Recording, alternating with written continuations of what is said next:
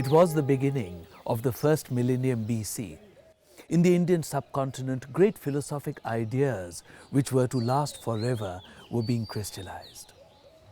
The material world which we see around us was considered Maya or Mithya, an illusion. The high purpose of life was to rise above these limitations, to lift the veils of illusion and to see beyond, thereby to break the spell of the transitory world or samsara. In this age, numerous thinkers gave up the attractions of the material world to search for the truth. They left behind their material possessions and their emotional bonds with their families. They sought to be free of the endless pursuit of desires in the material world. The greatest renunciator of the period was Gautama Siddhartha, known as the fourth or the seventh Buddha or enlightened one.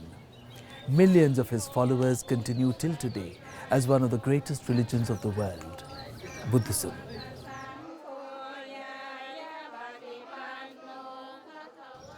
Gautama Siddhartha, born in the middle of the 6th century, was one of humanity's wisest teachers.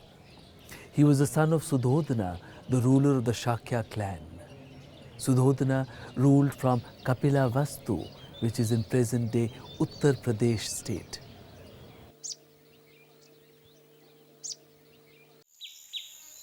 Gautama Siddhartha was born in a grove of sal trees in Lumbini, which is in present-day Nepal. Ashoka, the great Indian emperor of the 3rd century BC, erected a pillar at Lumbini to commemorate this sacred site. Gautama lived the comfortable life of a prince.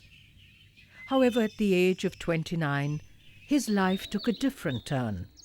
He realized that all pleasures in life are transitory, that all men must one day grow old, sick, and must die.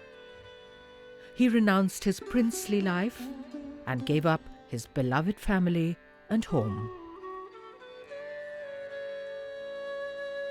For 6 years, Gautama wandered all over Bihar in his quest for true knowledge.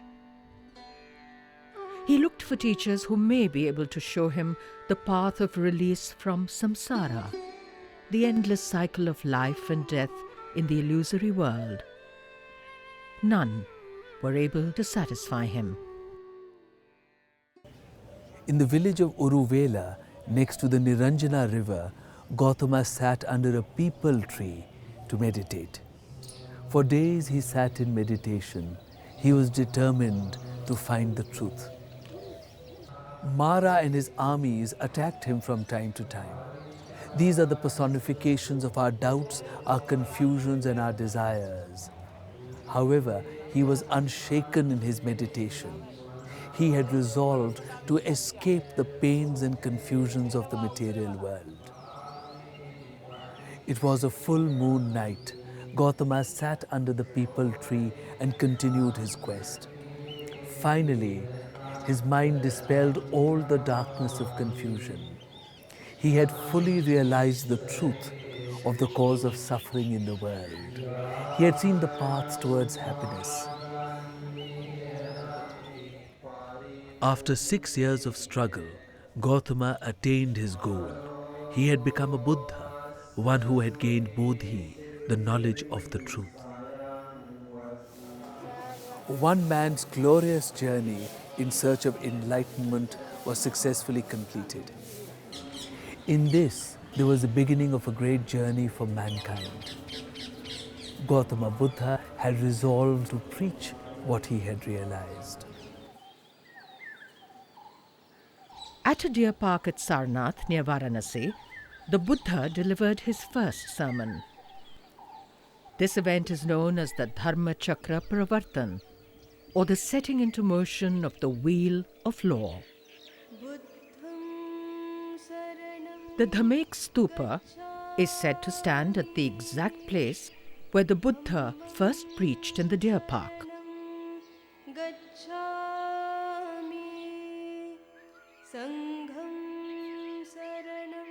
Emperor Ashoka of the 3rd century BC built many great stupas to honor the Buddha. He also erected many impressive pillars to commemorate events of the Buddha's life. The Ashoka pillar at Sarnath, with its famous capital of 4 lions, was erected at the place where the Buddha established his first Sangha, the Buddhist congregation. The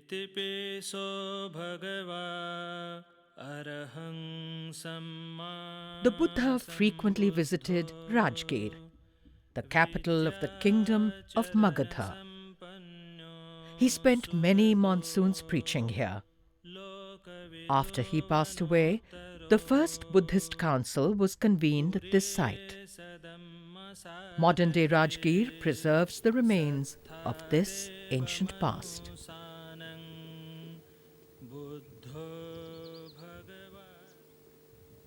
At the age of 80, Gautama Buddha headed towards Kushinagara in present-day Uttar Pradesh. There he told his close disciple Ananda that his end was near. Ananda was miserable and he cried bitterly.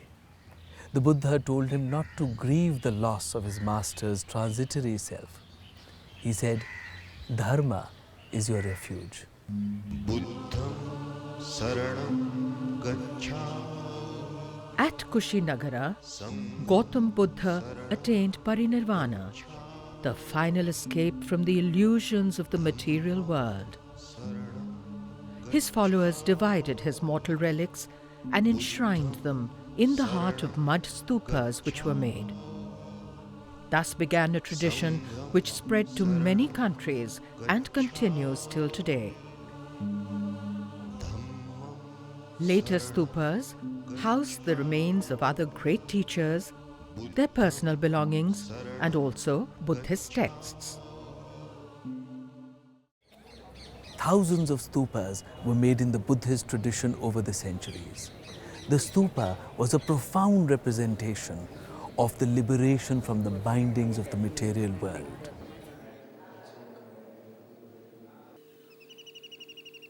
In the 3rd century BC, Emperor Ashoka is believed to have retrieved the Buddha's holy relics and enshrined them again in stupas which he constructed across his kingdom. Archaeological excavations have shown that the core of the stupas at Sanchi and Amravati date back to Ashoka's period. However, building activity continued at these sites. What is visible today does not belong to the Mauryan period.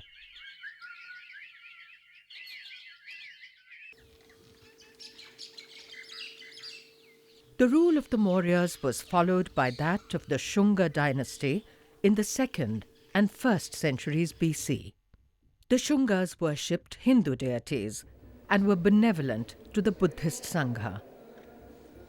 The earliest body of Buddhist art with images of the life of the Buddha and Jataka stories was made under their rule.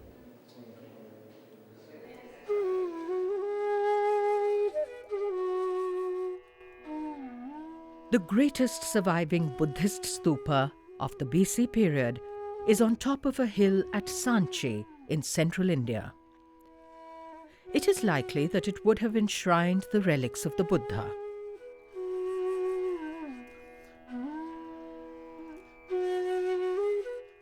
In the meantime, great caves were being carved out of the hills of the Ghats in Maharashtra in western India. Deep within the heart of the rock, the seeker was provided a haven of peace, far from the noise and the clamour of the material world. Over a period of about 1,000 years, more than 800 Buddhist caves were hewn out of the heart of the rock.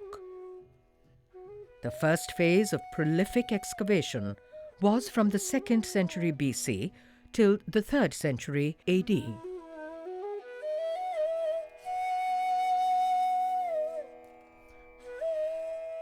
The railings of stupas and the exteriors of caves presented images of the world as seen around us. Deep within the heart of the mountain, we were to contemplate that which was eternal, that which was within. The stupa was simplicity itself. In the silence of the interior, it was a symbolic representation of the escape from the illusions of the material world.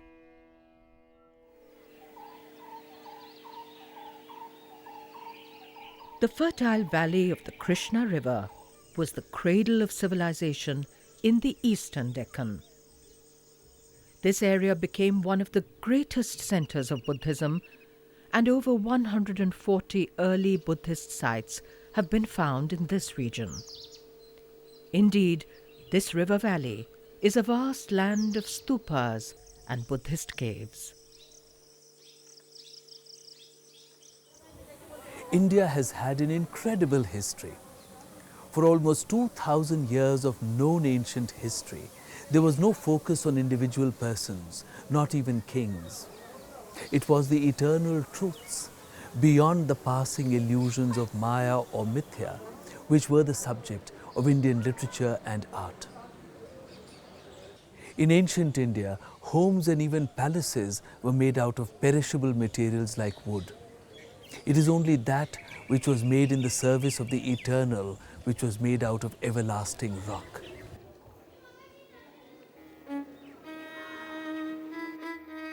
In this vision, there were no portraits of kings, even though they were benevolent to all streams of spiritual thought. Buddhas or enlightened ones and Jain Tirthankaras were also not depicted. Only symbols of their achievement were made. It was not their personalities which were important. They were only a temporary illusion which would pass. It was the eternal ideas they represented which were the message of the art.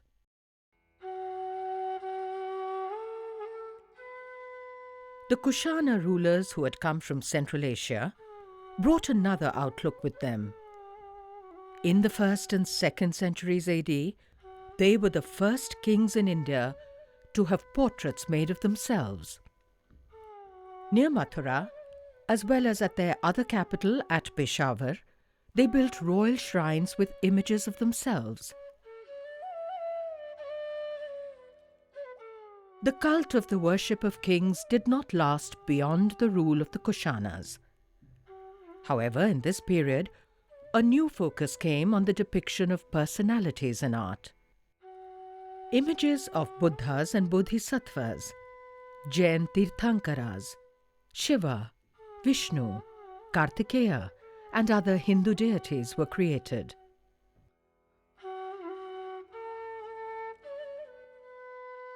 Kushana coins present some of the earliest images of the Buddha. A Kushana coin also brings a very early image of Lord Shiva. The form in which the Buddha was presented was that of an enlightened being, one out of many, with 32 attributes that identified him as such.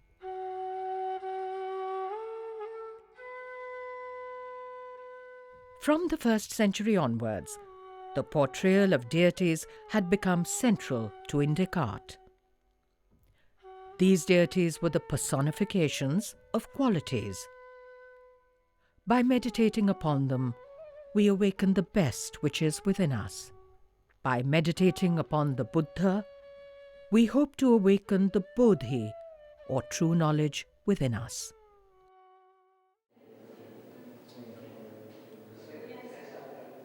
By the 3rd and 4th centuries AD, very sophisticated images of Buddhas and Bodhisattvas were being created in the subcontinent.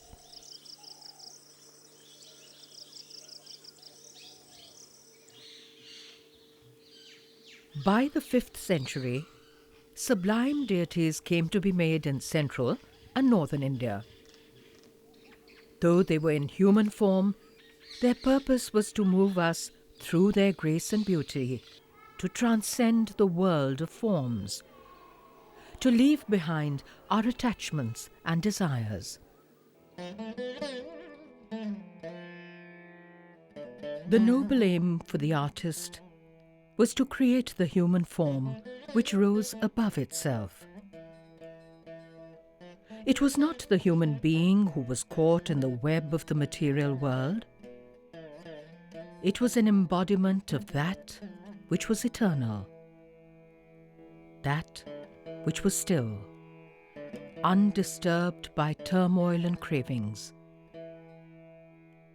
Meditating upon such a form, devotees awakened the best within themselves. They rose above the pains created by their own desires and confusion.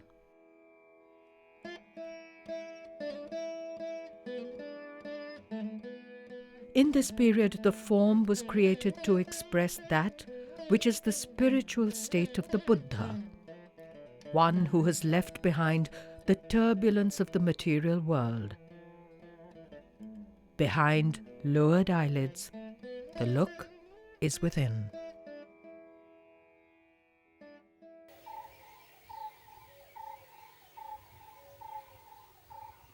In the mid-5th century, under the rule of the Vakataka kings, the site of the Ajanta caves in Maharashtra saw renewed activity. The paintings and sculptures made in this period have a humanity and beauty which gives Ajanta a special place in Indian art. There is a grace and an inward look which is the hallmark of the art of this period.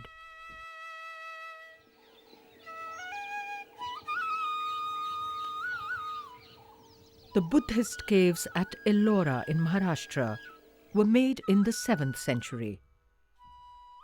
These are the largest Buddhist excavations to be carried out in India. They also reflect developments in iconography which had been taking place.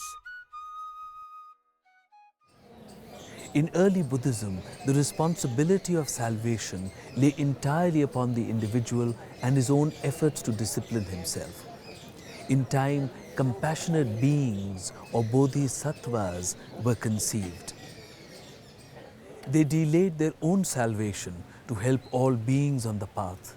Followers could turn to them and pray to them for their help. This new branch of Buddhism soon had many followers. It began to call itself the Mahayana order of Buddhism. In the 1st century, the Kushana Emperor Kanishka held the 4th Great Buddhist Council in Kashmir. The site of Harwan, on a hill near Srinagar, is where the Great Council is believed to have been held. It was here that Sanskrit became the language of Buddhist scriptures instead of Pali, which was used before.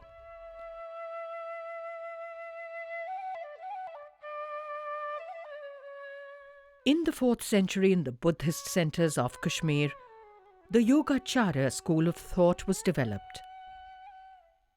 It was believed that the most effective method for the attainment of the truth was through meditation or yoga, which means to become one with the eternal.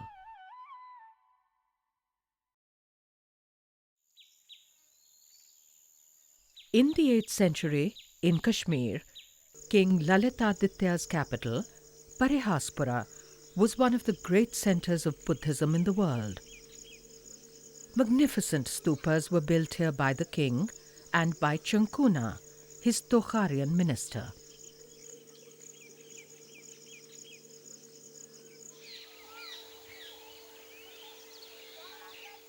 Meanwhile, in the land of Magadha, in the eastern plains of India, great centers of Buddhist study came up.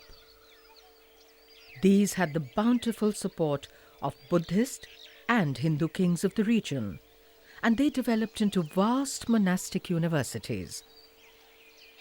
At these centers of learning, the message of the Buddha and his many qualities of wisdom and compassion were studied in great detail.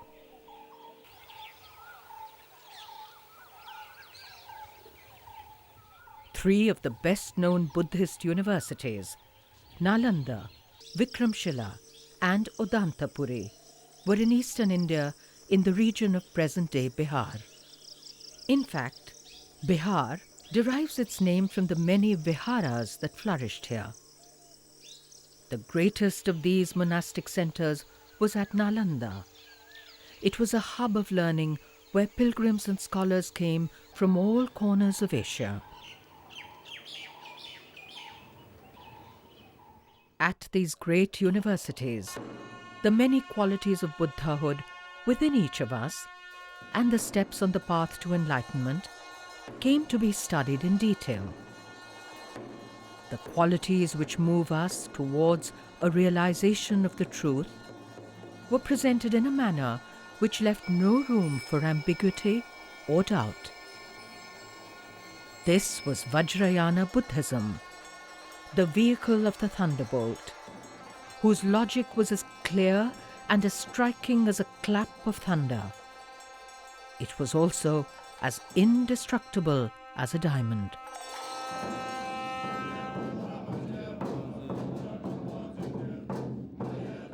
In earlier Buddhist thought, liberation was possible only through many lifetimes of effort.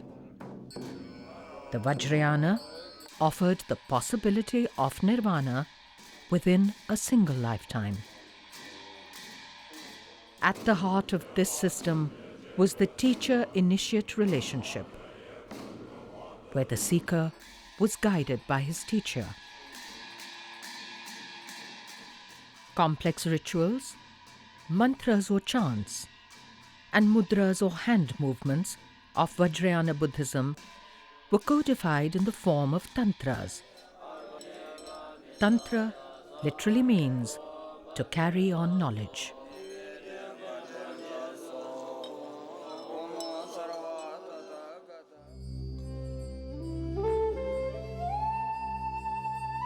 It was in the Buddhist centers of Kashmir, Himachal Pradesh, Odisha and northeast India that the Vajrayana form of Buddhism was nurtured.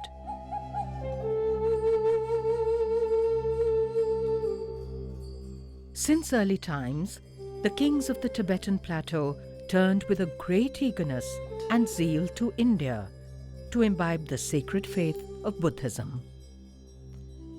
The Sanskrit script was taken to Tibet to form the basis of the Tibetan script which was created.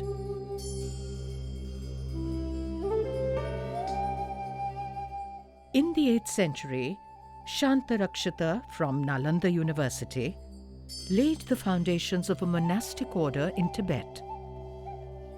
He also appealed to Guru Padmasambhava, also of Nalanda, to visit Tibet and to help enlighten the people about the new faith. Padmasambhava, who was teaching in Kashmir, brought with him the cham, the monastic dance of the lamas. The dance purifies the land and drives away all evil spirits. It also celebrates the victory of good over evil, man's conquest over his ego, which binds him to negative and worldly desires.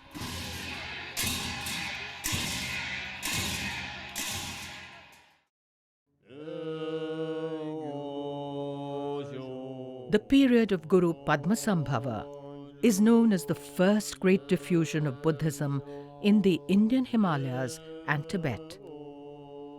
Till today, the Guru is the most revered teacher for all Buddhists in the region.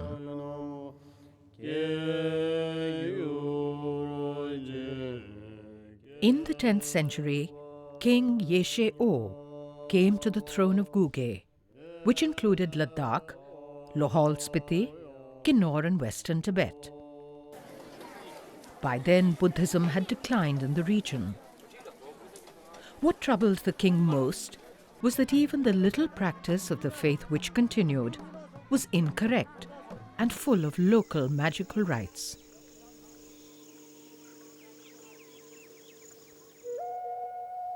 King Yeshao sent Rinchen Zangpo and other scholars to Kashmir to bring back scriptures with the true knowledge of Buddhism. These were translated into Tibetan by Rinchen Zangpo, who became famed for all time to come as Lotsawa, or the Great Translator. Rinchen Zangpo continues to be deeply revered in the entire Himalayan region.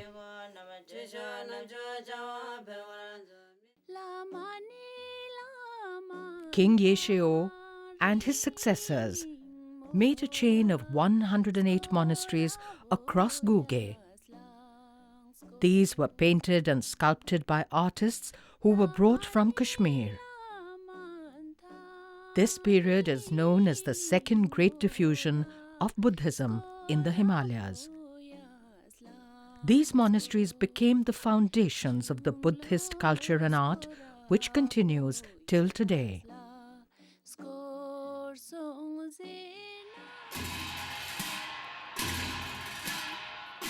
The Cham dance of the Lamas in Ladakh and Spiti signifies the victory of knowledge over ignorance. In Buddhist thought, the greatest evil is the ego. It is that sense of the self which is the greatest illusion that we must lose in order to gain true knowledge.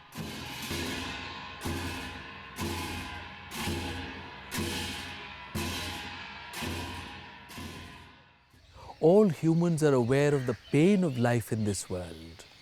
Thus, this philosophy of Buddhism was accepted with open arms wherever it traveled. The philosophy of Buddhism was accepted in the whole of Asia. It is a philosophy which looks always beyond the material aims of life to the eternal.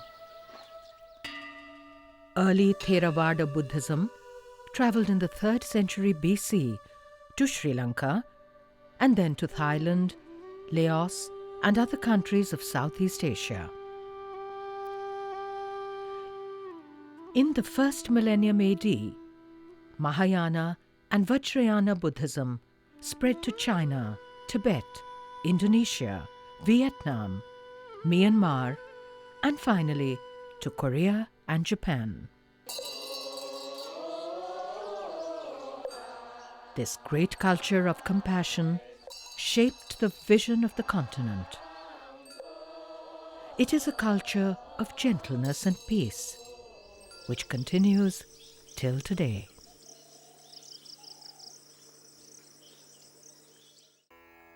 Buddham saranam gacchami,